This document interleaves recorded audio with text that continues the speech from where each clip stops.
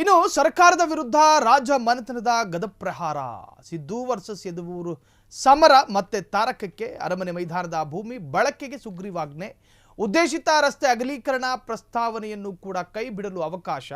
ಇದು ಅರಮನೆ ಮೈದಾನಕ್ಕೆ ಸಂಬಂಧಪಟ್ಟ ಹಾಗೆ ರಾಜ ಮನೆತನ ಮತ್ತು ಸಿದ್ದರಾಮಯ್ಯರ ನಡುವಿನ ಸಮರ ಈಗ ತಾರಕಕ್ಕೇರಿದೆ. ಎಲ್ಲೋ ಒಂದು ಕಡೆ ಅರಮನೆ ಅಂದರೆ ಪ್ಯಾಲೇಸ್ ಗ್ರೌಂಡ್ ಅದು ಸರ್ಕಾರದ ಸುಪರ್ದಿಗೆ ಎನ್ನುವಂತಹ ಒಂದು ಆದೇಶವನ್ನು ಹೊರಡಿಸಿತು, ಸುಗ್ರೀವಾಜ್ಞೆ ಹೊರಡಿಸಿದೆ ಸರ್ಕಾರ. ಉದ್ದೇಶಿತ ರಸ್ತೆ ಅಗಲೀಕರಣ ಪ್ರಸ್ತಾವನೆಯನ್ನು ಕೂಡ ಕೈ ಬಿಡಲು ಅವಕಾಶ.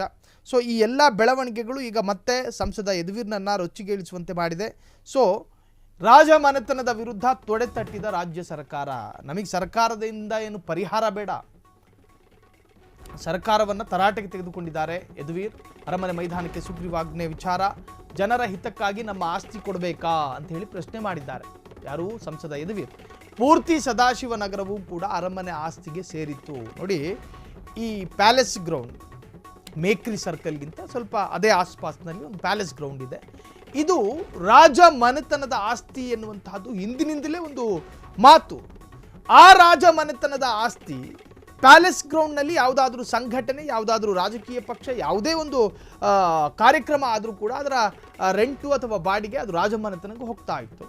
ಆದರೆ ಯಾವಾಗ ಸರ್ಕಾರ ಅದು ಸರ್ಕಾರದ ಅಧೀನಕ್ಕೆ ಬರಲಿ ಅನ್ನುವಂತಹ ಹೋರಾಟಗಳನ್ನು ಮಾಡ್ತೋ, ಅದಾದ ನಂತರ ಯದುವೀರ್ ಮತ್ತು ಸಿದ್ದು ಸರ್ಕಾರ, ನೀವು ಯಾವುದೇ ಕಾಂಗ್ರೆಸ್ ಸರ್ಕಾರ ಸಿದ್ದರಾಮಯ್ಯ ಮುಖ್ಯಮಂತ್ರಿ ಆಗಿದ್ದಾಗಲೇ ರಾಜಮನೆತನದ ವಿರುದ್ಧ ಸಮರ ಆಗುವಂತಹದ್ದು. ಬಿಜೆಪಿ ಆಡಳಿತಾವಧಿಯಲ್ಲಿ ಈ ಥರದ ಕಿರಿಕಿಗಳಿರೋದಿಲ್ಲ.